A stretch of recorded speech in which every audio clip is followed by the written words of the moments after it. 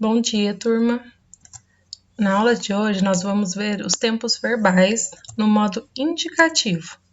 Se eu estou falando de tempos verbais, eu estou falando de quem?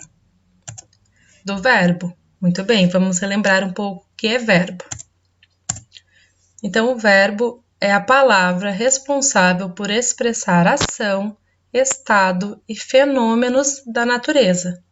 Andar, correr, passear, dormir, viajar, são ações. São todos exemplos de verbo. Muito bem. Nós temos os tempos verbais, que no geral, resumidamente, são 3.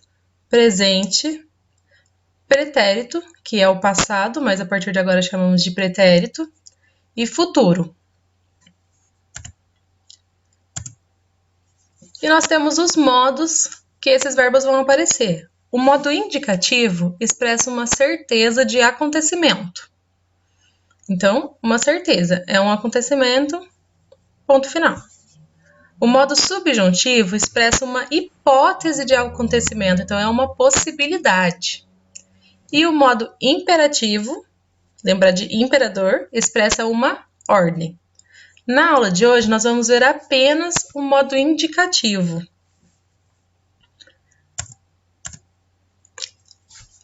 Então, começando com o presente do indicativo. Por que o do indicativo está entre parênteses? Porque não é necessário ficar apontando a todo momento que é do indicativo para a aula de hoje, mas é importante lembrar. A primeira apresentação do presente do indicativo expressa uma ação que ocorre no momento da fala. É o momento presente, que a gente costuma usar bastante. Eu vejo sua expressão de espanto. O que está acontecendo? Então, olhem aí o verbo vejo. Está no presente do indicativo. É uma coisa que está acontecendo agora. Assim como a locução verbal está acontecendo. Eu estou falando exatamente desse momento, certo? Eu gosto de ler livros de terror. Então, eu estou te dizendo que eu gosto de ler livros de terror. É uma coisa que eu gosto agora. Não gostava no passado, nem vou gostar no futuro, agora. A segunda ocasião em que ocorre o presente do indicativo, ele exprime uma ação habitual ou permanente.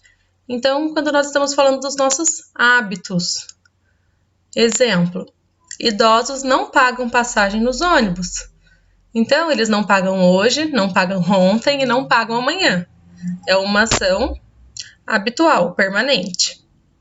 Eu almoço no restaurante do bairro todos os dias. Então, eu não almoço ontem, não almoço amanhã, não almoço hoje. É todos os dias, é uma ação habitual. Eu tenho o hábito de almoçar nesse restaurante. Muito bem, então essas são as duas situações do presente do indicativo. Depois do presente do indicativo, nós temos o pretérito perfeito do indicativo, que descreve ações pontuais concluídas antes do momento da fala, antes do dia que eu estou falando. Então, pensa só, se ele é perfeito, é porque ele realmente já aconteceu, é uma situação que eu não posso mudar. Ela já foi. Exemplo, encontraram as moedas ao lado do cesto de lixo. Aconteceu. Tá lá. Dom Pedro II proclamou a independência do Brasil. Também é um fato que já aconteceu, não dá pra gente mudar, não dá pra voltar no tempo. Então, esse é o pretérito perfeito. Daí nós temos o pretérito imperfeito do indicativo. Então, pensa comigo. Se o pretérito perfeito era uma ação que já estava feita, não tinha nenhuma chance de alterar, o pretérito imperfeito é quando eu descrevo uma ação passada observada durante o seu processo. Vejam um exemplo. O homem vendia jornais no cruzamento na hora do acidente. Então, eu estava vendo essa ação. Eu vi que o homem vendia jornais no cruzamento. É diferente de eu falar, o homem vendeu jornais no cruzamento na hora do acidente. Assim parece o quê? Que teve o acidente e o homem correu lá para vender o jornal. Não.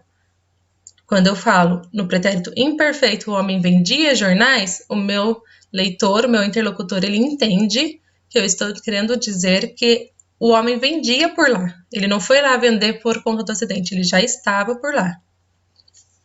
Segundo exemplo, pelas manhãs, observava o movimento da rua pela janela da cozinha. Então, alguém que estava sempre fazendo essa mesma ação pela manhã, observava o movimento da rua. Então, é diferente de eu falar observou o movimento da rua. Observou parece que é uma única ação que aconteceu, ponto final. Agora, quando eu digo observava pelas manhãs, eu entendo que era uma ação que ocorria várias vezes no passado. Ou o segundo expressa uma ação habitual no passado. Alice frequentava aulas de natação quando criança. Então, ele é imperfeito porque eu não falei que ela frequentou uma única vez. Eu quis dizer que ela frequentava como um hábito. Então, toda a infância de Alice, ela fez aulas de natação. Segundo exemplo, Sandro dormia escondido no depósito após o almoço. Então, ele não dormiu uma única vez, ele dormia, era uma ação do passado que era contínua. Então, esse é o pretérito imperfeito.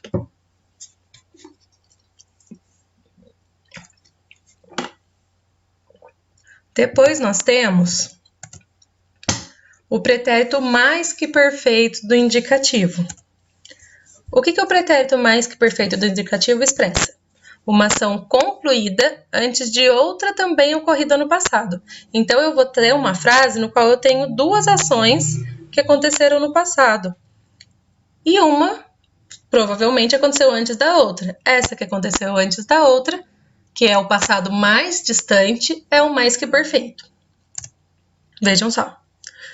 Quando a dona chegou, o cachorro já rasgara a almofada. Então, a gente tem dois verbos aqui. O chegou e o rasgara. Muito bem. E duas ações. Quando a dona chegou, uma ação, o cachorro já rasgara a almofada. Segunda ação. Mas qual que aconteceu primeiro? Ela chegou e depois o cachorro rasgou a almofada ou o cachorro rasgou a almofada e depois a dona chegou? Exatamente.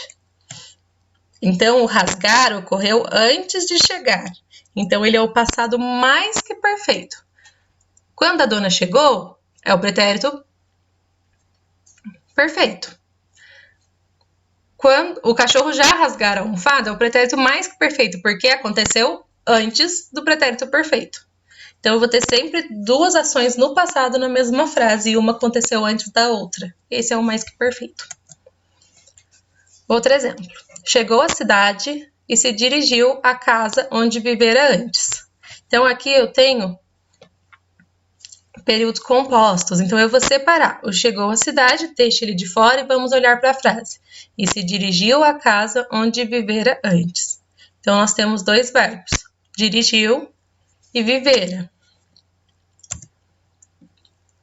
O que aconteceu antes?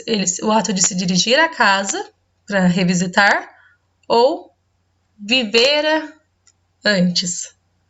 Muito bem, então o verbo viver ocorreu antes de dirigir. Primeiro, essa pessoa viveu nessa casa por muito tempo e depois, quando ela chegou na cidade, ela foi lá visitar. Então, o ato de viver ali foi anterior ao ato de se dirigir à casa. De novo, uma ação no passado que ocorreu antes de outra ação.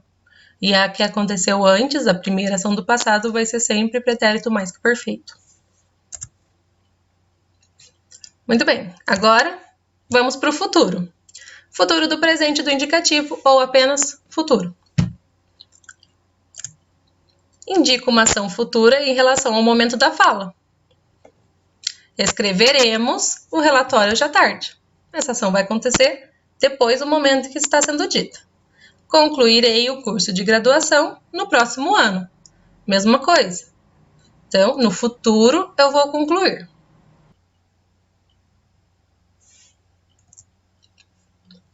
A segunda situação no futuro descreve uma ação futura possível ou provável que, no entanto, depende de uma condição para ocorrer. não chega a ser uma certeza de que vai acontecer. Quando as férias começarem, passarei um mês na praia. Então, eu tenho uma ação provável. Eu passarei um mês na praia quando as férias começarem. Quando as férias começarem, é a minha condição para passar um mês na praia. Aí nós temos o futuro do pretérito do indicativo. Como assim o futuro do passado, professora?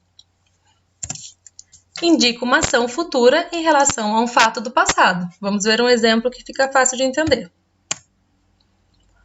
Ontem Pedro me disse que traria o material.